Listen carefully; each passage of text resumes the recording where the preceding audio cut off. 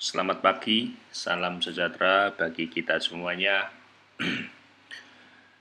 Selamat merayakan tahun baru 2021 bagi yang merayakannya. Anjuran dari pemerintah kalau bisa merayakannya di rumah saja, menikmati keindahan warna-warni ikan koi saja di rumah. Sahabat-sahabatku dimanapun kau berada, hari ini saya akan membuat sebuah video.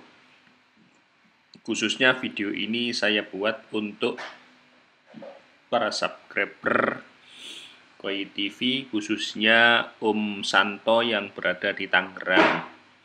Beliau sudah mempercayakan desain dan gambar kerja kolam koinya kepada tim Koi TV Indonesia. Dan alhamdulillah sudah selesai, dan ini kita buatkan video keterangannya. Kita ulas mulai dari pondasi sampai finish, apa saja yang perlu dilakukan atau dikerjakan terlebih dahulu, agar dalam pembuatannya nanti tidak ada kesalahan dan tentunya sesuai dengan harapan Bapak Santo. Langsung saja kita tampilkan di layar kaca Anda, yaitu sebuah layout. Layout itu denah ya. Di sini ada taman, di sini ada teras atau lantai keramik. Di sini nanti tempat santai untuk melihat keindahan ikan koi yang lagi berenang. Di sini kolamnya berbentuk seperti ini ya. Ini kolam utama, dan di sini ada menjorong sini, mungkin untuk nanti berinteraksi dengan ikannya di sini. Di sini ada waterfall. Terus chambernya kita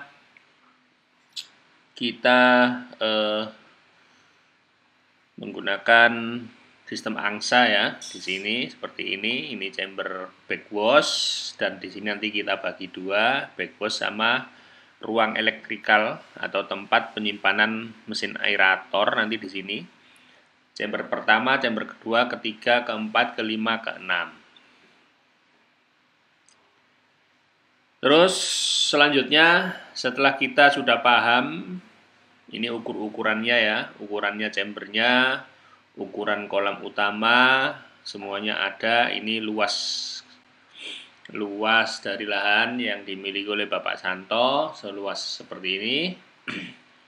Setelah paham dengan layout, maka layoutnya kita singkirkan dulu ya. Kita singkirkan dulu, kita gali tanah sesuai dengan layout kolam. Jadi kita gali tanah segini. Nah, ini kita gali ini nanti. Kita gali sedalam 1,30 meter. Nah, setelah kita gali, maka kita buat lantai kerja. Jadi kita gali seperti ini, kita buat lantai kerja. Coba kita ukur ya, kita kasih ukuran. Kita kasih ukuran biar tahu teman-teman berapa ukurannya.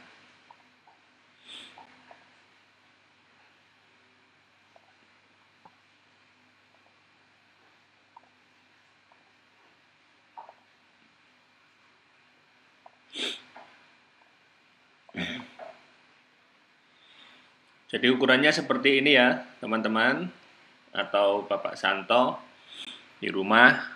Ukurannya kita gali sedalam 1,3. Kenapa kok 1,3? Karena permintaan Bapak Santo kolamnya hanya 1 meter dengan diisi air 90. 1,3 nanti yang 30-nya itu untuk space mulai dari lantai kerja sampai pemipaan sampai cor. Jadi seperti ini digali ya.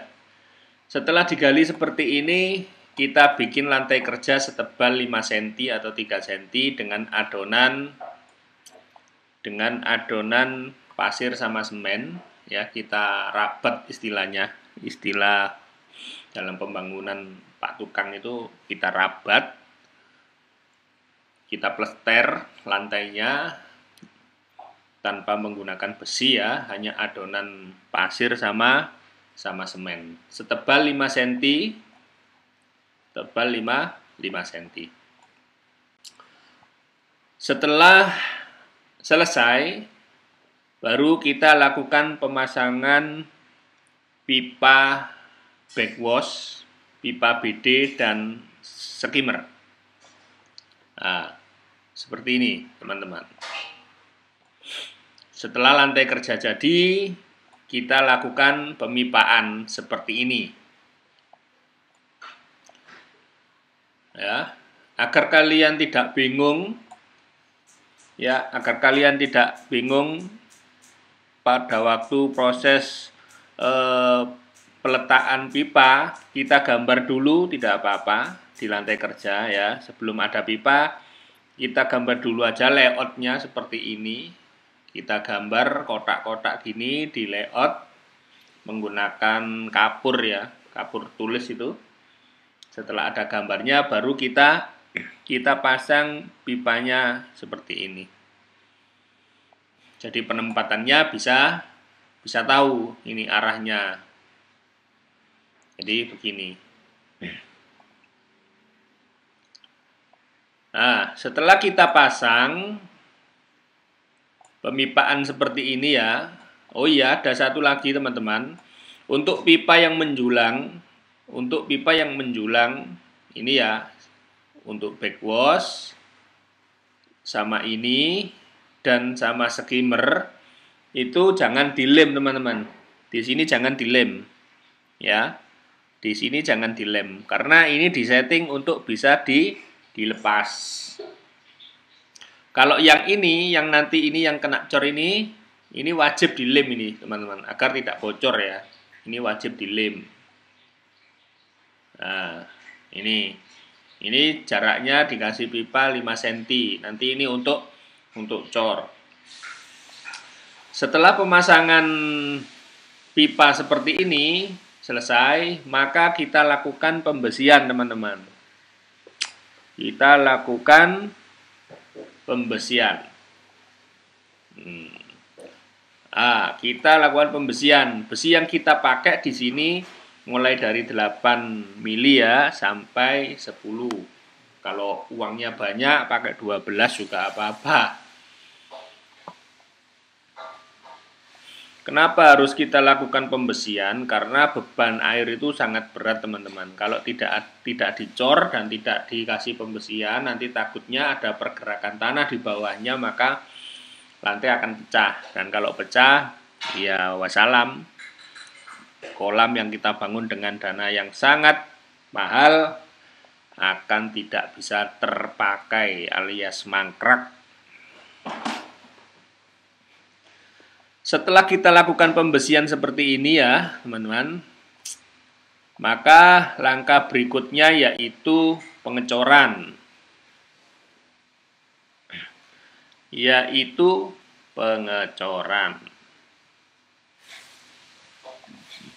Nah, seperti ini hasilnya.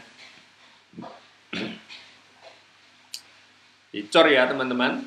Nah, seperti ini. Ini kita lihat lubang BD-nya seperti ini. Ini BD pertama, BD kedua. Masuknya di sini. Nanti airnya akan ke atas dulu. Nah, ini letak backwash. Nah, ini backwash-nya, teman-teman. Semuanya menuju ke ruang backwash atau chamber backwash. Nah, ini pipa skimmer. Nah, ini skimmer. Skimmernya ada 3, teman-teman. Nah, setelah pengecoran selesai,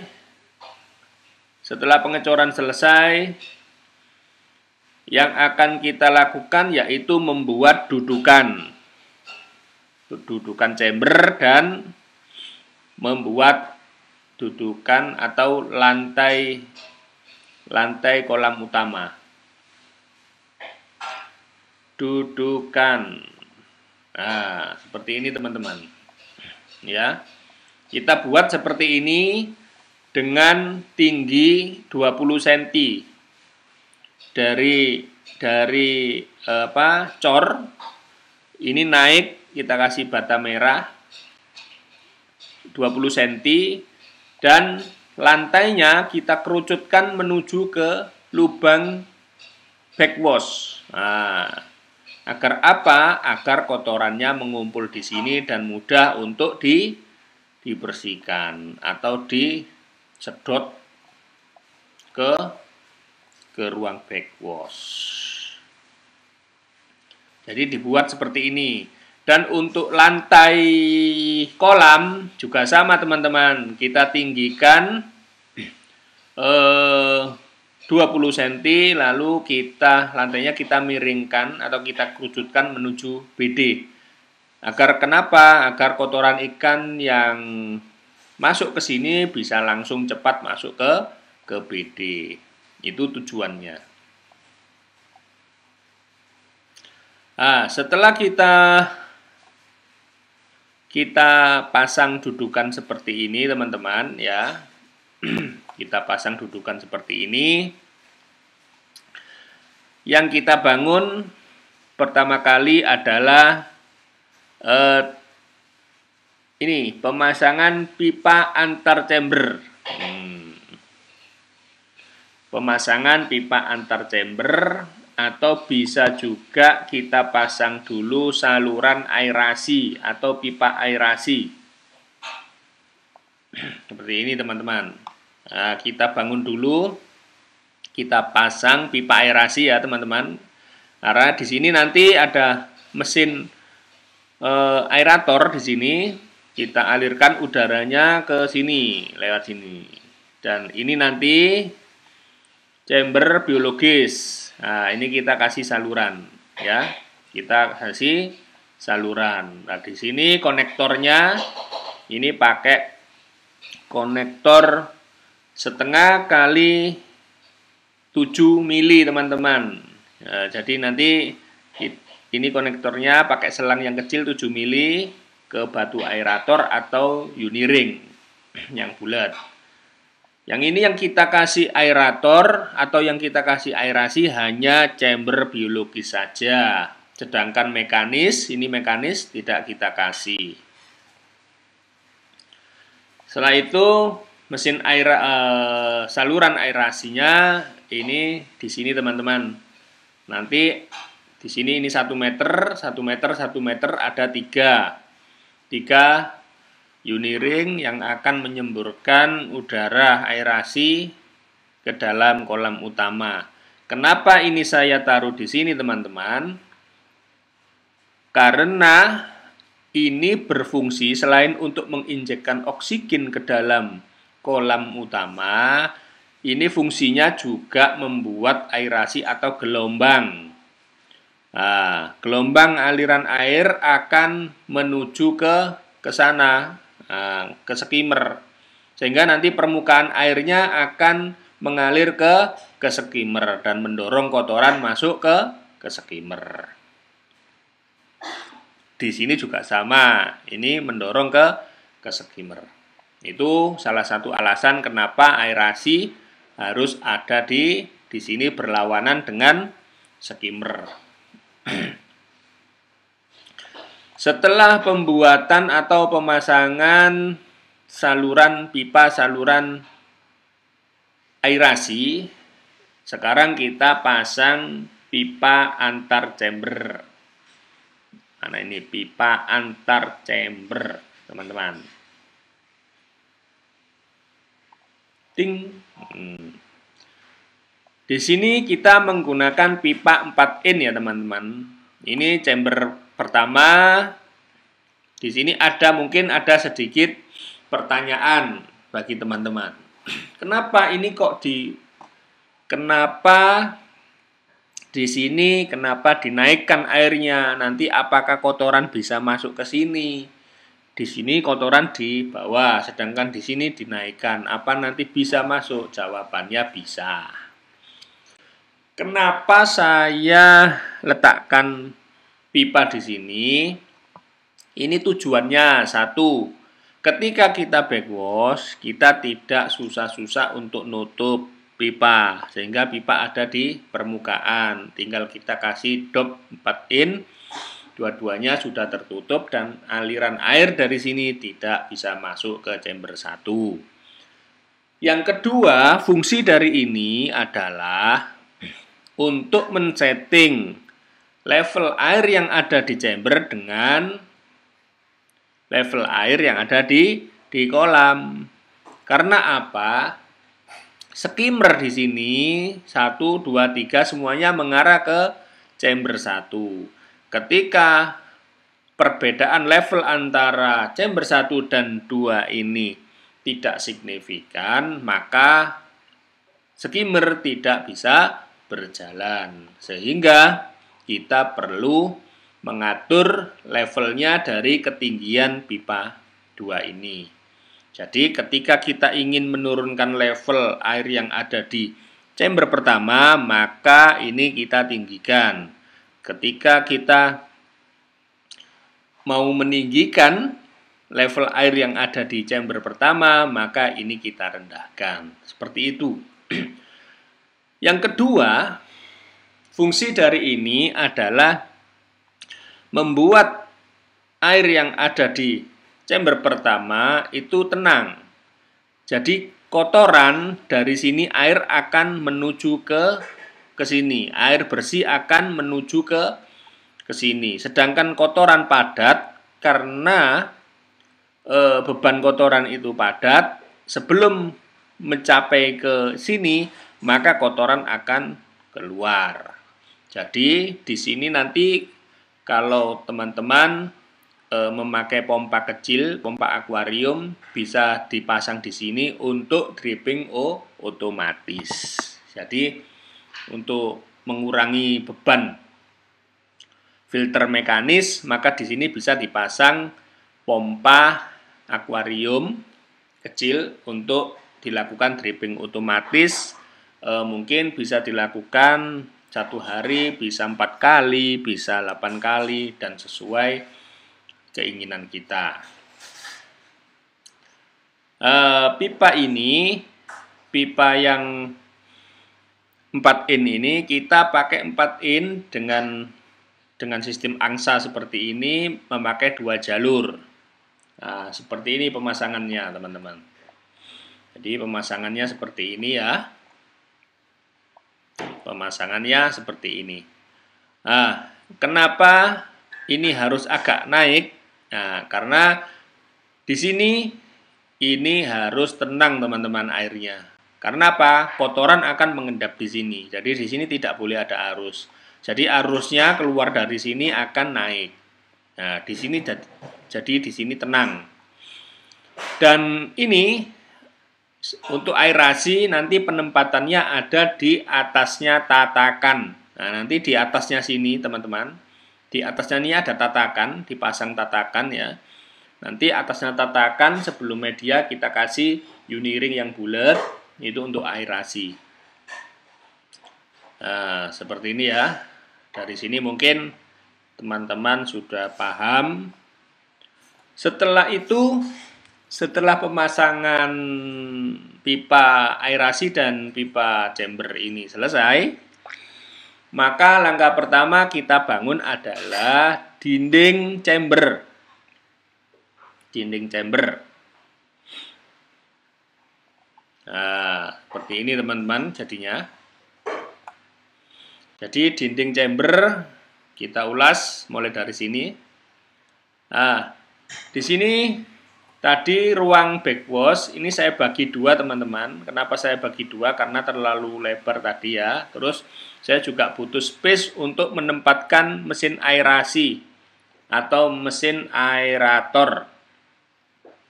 Nah, mesin aerator di sini. Setelah itu ada elektrikal, kelistrikan di sini, ya.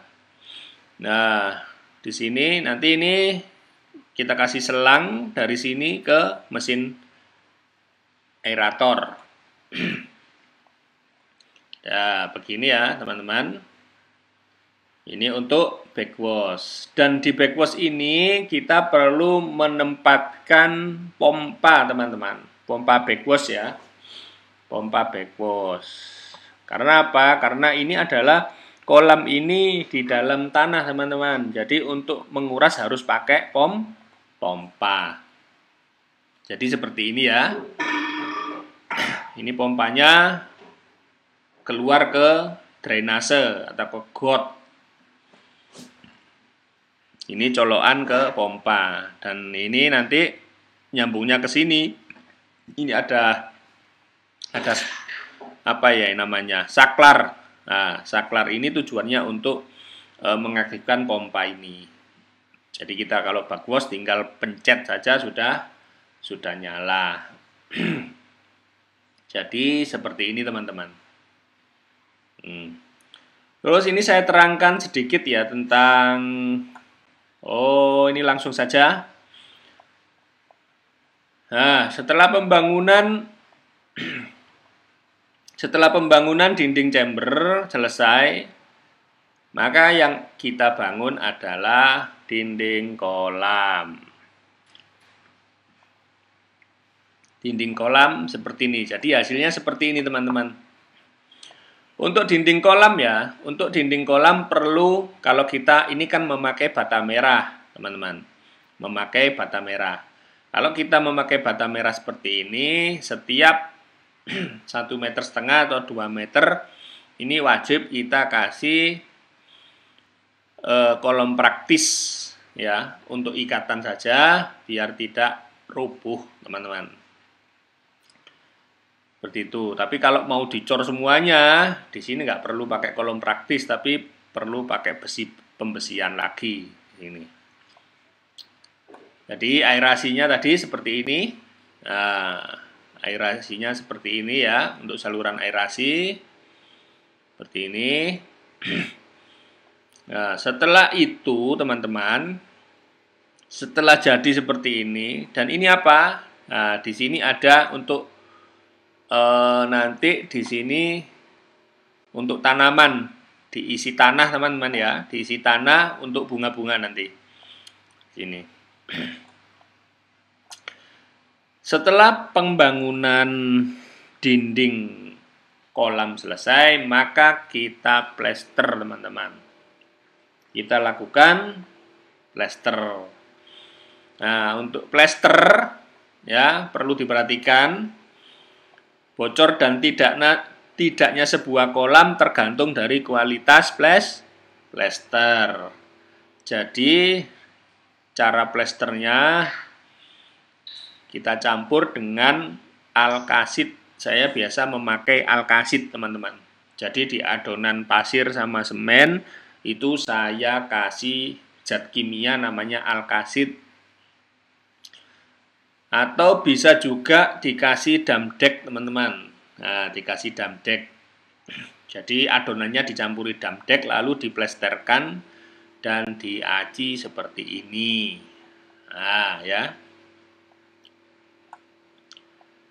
Seperti ini. Setelah itu, setelah diaci, maka kita pasang saluran ke waterfall teman-teman. Ke saluran ke waterfall. Nah, seperti ini ya. Jadi ini ada pompa teman-teman ya. Pompa utama di sini langsung ke waterfall. Di sini saya merekomendasikan minimal 20.000 LPH untuk kapasitas pompanya. Tapi lebih besar lebih baik. Nah, kolam ini saya desain untuk kekuatan pompa bisa maksimal teman-teman. Mungkin ini bisa 35 LPH dikasih 2. Kalau pingin jos lagi dikasih 2 pompa dengan kapasitas masing-masing pompa 35.000 LPH. maka totalnya 70 LPH. Itu sangat saya rekomendasikan teman-teman. Agar apa? Semakin banyak debit air yang teralirkan melalui filter ini, maka semakin bagus kualitas air dari kolam ikan koi itu sendiri.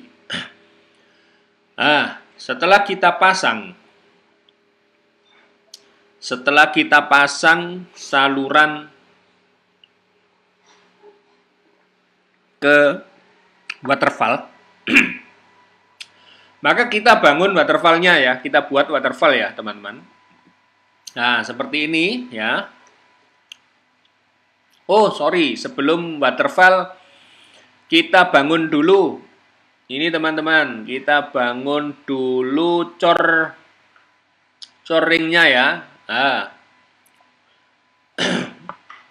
saya sarankan untuk pembuatan dinding kolam menggunakan bata merah.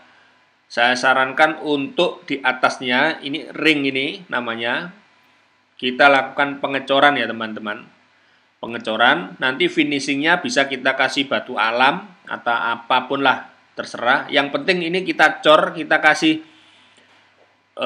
besi kolom ya, kita cor keliling untuk mengikat kekuatan dari dinding ini. Karena air itu sangat berat teman-teman, jadi harus ada kekuatannya. Nah, setelah ring cor di atas atau di bibir kolam ini selesai, maka kita bangun waterfallnya. Nah, waterfallnya kita buat dari bata merah dengan dimiringkan ya, agar untuk menghemat space, agar bisa luas. Ini tebal dindingnya kita pakai bata merahnya 5 cm, nanti setelah kita plaster dan aci kira-kira 8 cm lah. Seperti ini. Dengan jarak lebar bibir waterfallnya ini 80 teman-teman. Ini 80 cm dengan ketinggian 5 cm. Ya, seperti ini. Mau memakai kaca atau tidak terserah, tidak masalah. Kalau tidak memakai kaca, ini kalau bisa ini dimiringkan ke sana. Dimiringkan ke sana, sehingga akan terjadi di sini kelancipan di sini. Nah, nanti hasil waterfallnya akan bagus. Kalau pakai kaca agak dimiringkan ke depan. Kalau nggak pakai kaca dimiringkan ke belakang. Itu teorinya seperti itu, dan hasilnya bukan teori ya, prakteknya seperti itu teman-teman. Jadi ini. Terus di dalamnya kita pakai T teman-teman. Kenapa ini kita pakai T? Agar apa? Agar aliran airnya ke kanan dan ke kiri. Kalau nggak pakai T akan menyembur ke atas dan nanti akan bergelombang-gelombang di sini. Hasil air terjunnya akan bergelombang. Supaya tidak bergelombang, kelihatan halus, maka kita kasih T di sini. Untuk saluran waterfall kita bagi dua ya teman-teman. Di sini kita pakai arus bawah ya. Ini perlu juga kita memakai arus bawah, tapi nggak perlu nggak perlu banyak-banyak ya arus bawah itu. Coba kita lihat ya cara penyambungannya. Dinding kolam kita hilangkan dulu. Nah, di sini kita pakai reducer ya, T ya. Pakai T. Di sini keluarnya 1 dim. Ini 2 in ya, 2 in, keluarnya 1 in, masuk ke dalam kolam. Terus ini tidak boleh terlalu dasar ya teman-teman. Tidak boleh terlalu dasar, kalau bisa di tengah-tengah saja, tengah-tengah. Kenapa? Kalau di dasar nanti akan menyembur ke kotoran yang ada di lantai. Nanti susah masuk ke bottom trim nanti kotorannya.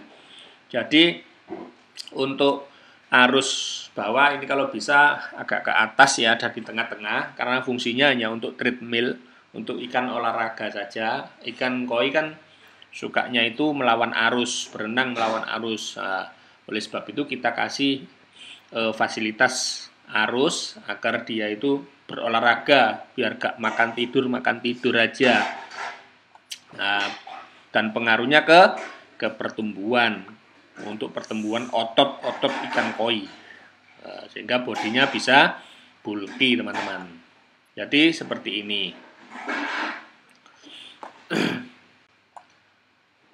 Setelah kita pembuatan ini selesai,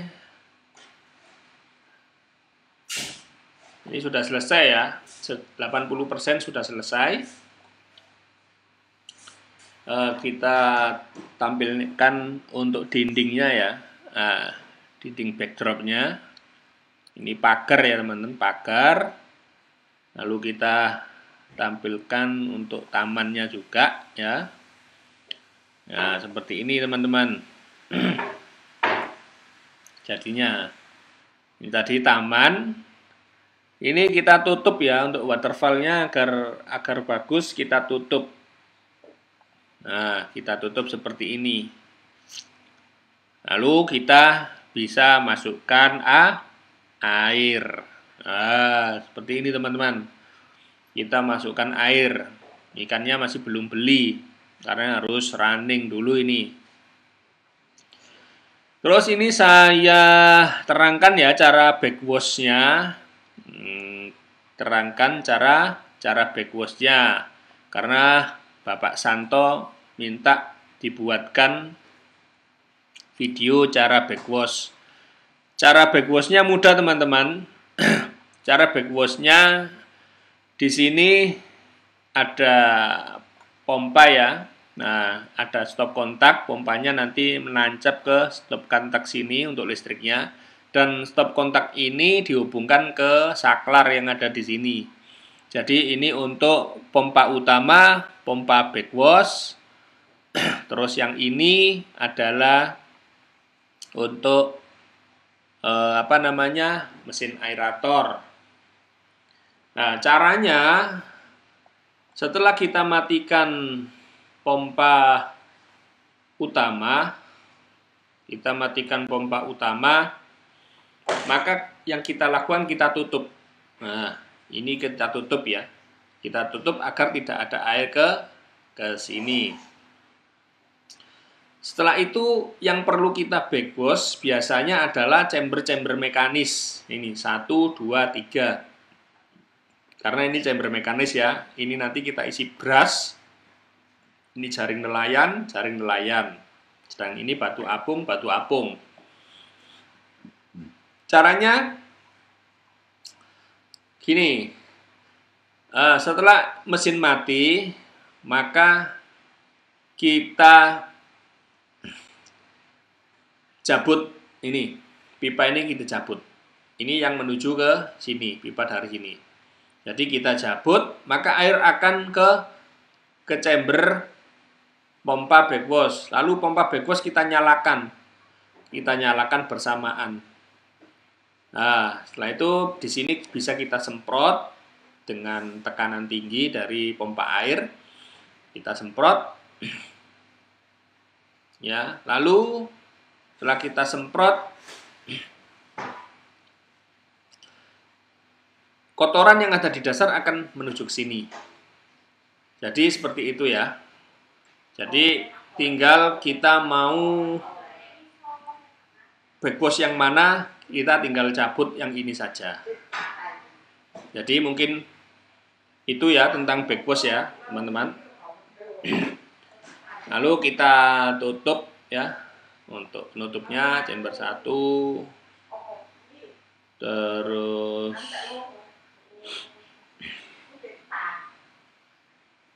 tutupnya di mana ini? Tutup mesin, tutup chamber.